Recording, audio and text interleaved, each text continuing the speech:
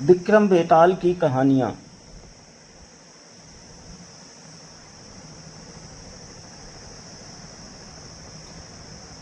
विक्रम बेताल की कहानियाँ। प्राचीन काल में विक्रमादित्य नामक एक राजा, आदर्श राजा हुआ करता था। अपने साहस, पराक्रम और शौर्य के लिए राजा विक्रम मशहूर थे। ऐसा भी कहा जाता है कि राजा विक्रम अपनी प्रजा के जीवन के दुख दर्द जानने के लिए रात्रि के पहर में भेष बदलकर नगर में घूमते थे और दुखियों का दुख भी दूर करते थे। राजा विक्रम और बेताल के किस्सों पर कई सारी किताबें और कहानियाँ प्रकाशित हुई हैं। विक्रमादित्य और बेताल के किस्सों पर छपी बेताल 25 और सिंहासन 32 प्रख्यात किताबें हैं, जिन्हें आज भी अभूतपूर्व लोकप्रियता प्राप्त है। वार्ता लेख बेताल 25 महाकाव्य 2500 वर्ष पूर्व रचित किया गया था और उसी के अनुसार राजा विक्रम ने बेताल को 25 बार पेड़ से उतारकर ले जाने की कोशिश की थी और बेताल ने हर बार रास्ते में एक नई कहानी राजा विक्रम को सुनाई थी कि राजा विक्रमादित्य उसे एक तांत्रिक 32 लक्षण वाले स्वस्थ ब्राह्मण पुत्र की बलि देने का तांत्रिक अनुष्ठान करता है ताकि उसकी आसुरी शक्तियां और बढ़ जाएं। इसी हेतु वो एक ब्राह्मण पुत्र को मारने के लिए उसके पीछे पड़ता है, परंतु वो ब्राह्मण पुत्र भागकर जंगल में चला जाता है और वहाँ उसे एक प्रेत मिलता है जो ब्राह्मण पुत्र को उस तांत्रिक से बचने के लिए शक्तियाँ देता है और वहीं प्रेत रूप में पेड़ पर उल्टा लटक जाने को कहता है और ये भी कहता है कि जब तक वो उस पेड़ पर रहेगा तब तक वो तांत्रिक उसे मार नहीं पाएगा। वही ब्राह्मण पुत्र बेताल होता है। कपटी तांत्रिक एक भिक्षुक योगी का पूर्व राजा विक्रमादित्य के पराक्रम और शौर्य को सुनकर अपना काम निकलवा लेने का जाल बिछाता है और राजा विक्रम को यात्रा के दौरान प्रतिदिन एक स्वादिष्ट फल भेंट कर भेजता है जिसके अंदर एक कीमती रत्न रूबी होता है। इस भेद का पता लगाने राजा विक्रम उस भिक्षुक की खोज करते हैं। अंततः राजा विक्रम उसे खोज लेते हैं। क्योंकि उस ढोंगी भिक्षुक में स्वयं बेताल को लाने की शक्ति नहीं होती, इसलिए वो स्वांग रचकर राजा विक्रम से उस पेड़ पर लटक रहे प्रेत यानी बेताल को लाने के लिए कहता है। राजा विक्रम उस तांत्रिक की असल मंशा से अनजान उसका काम करने निकल पड़ते हैं। राजा विक्रम पेड़ से बेताल को हर बार उतार लेते हैं और उस भिक्षुक के पास ले जाने लगते हैं। रास्ता लंबा होने की वजह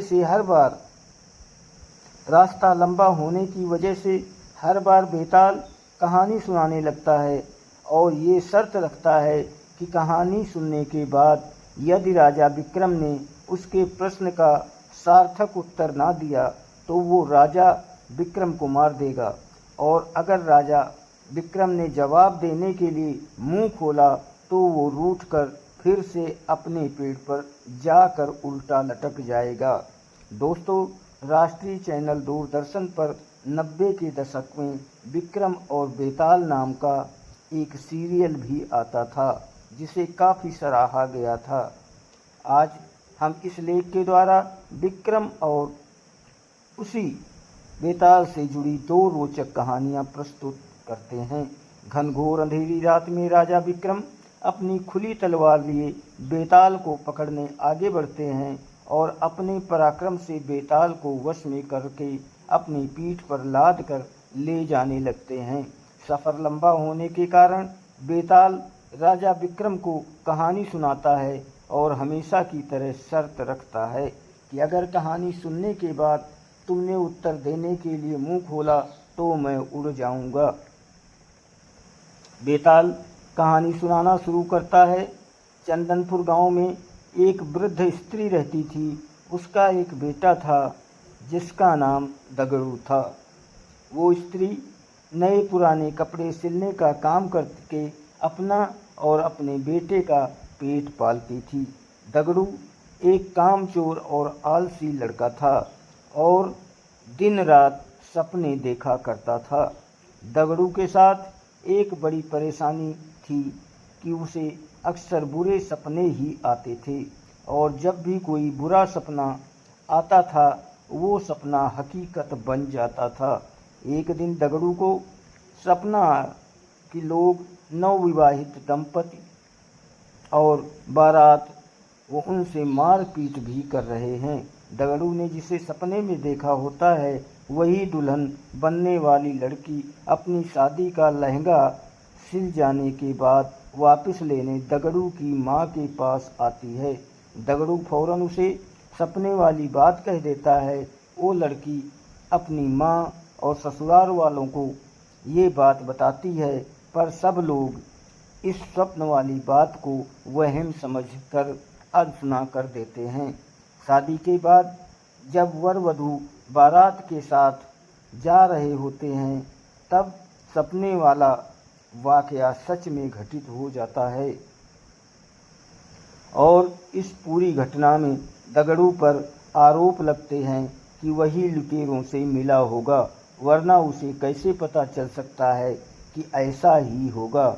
और शक की बिना पर सारे लोग मिलकर दगड़ू की खूब पिटाई करते हैं।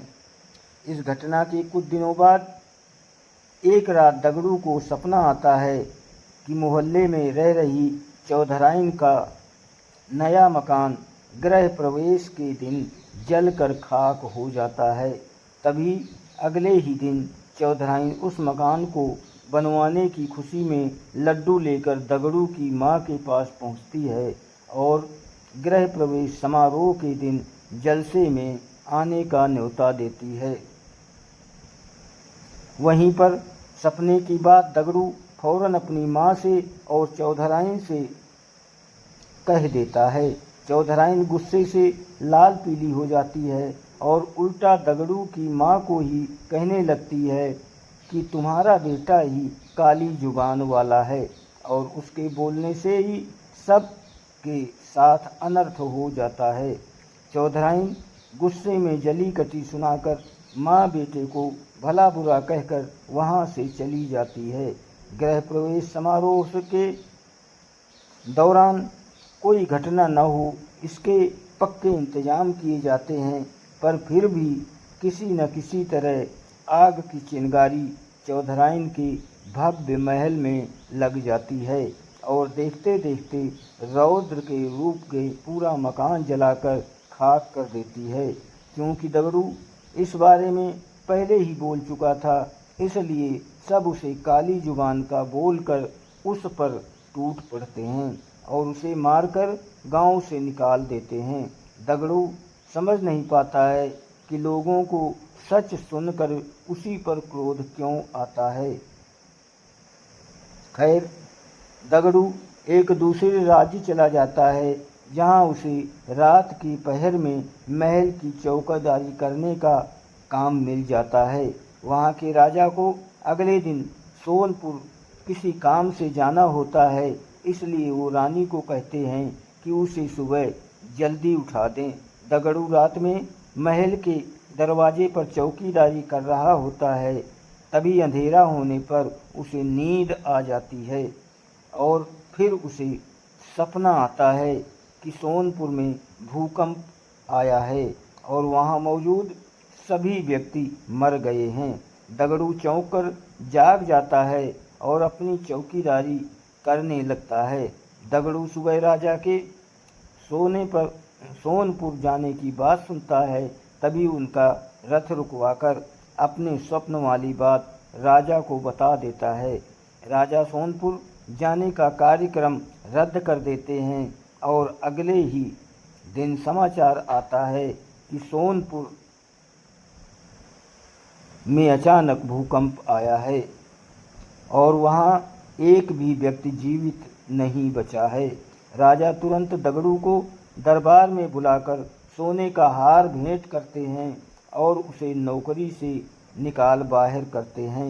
इतनी कहानी सुनाकर बेताल रुक जाता है और राजा विक्रम को प्रश्न करता है कि बताओ, राजा ने दगड़ू को पुरस्कार क्यों दिया, और पुरस्कार दिया तो उसे काम से क्यों निकाला। राजा विक्रम उत्तर देते हैं कि दगड़ू ने अमंगल स्वप्न देखकर उसका वृत्तांत बताकर राजा की जान बचाई, इसलिए उसने दगड़ू को पुरस्कार में सुवर्ण हार दिया, और दगड़ू काम के वक्त सो गया, इसलिए राजा ने उसे काम से निकाल बाहर किया। अपनी शर्त के मुताबिक राजा के कारण हाथ छुड़ाकर वापस पेड़ की ओर उड़ गया। बेताल जाकर पेड़ पर लटक गया। दोस्तों, वीडियो को लाइक और सब्सक्राइब ज़रूर करें, आपकी बहुत मेहरबानी होगी।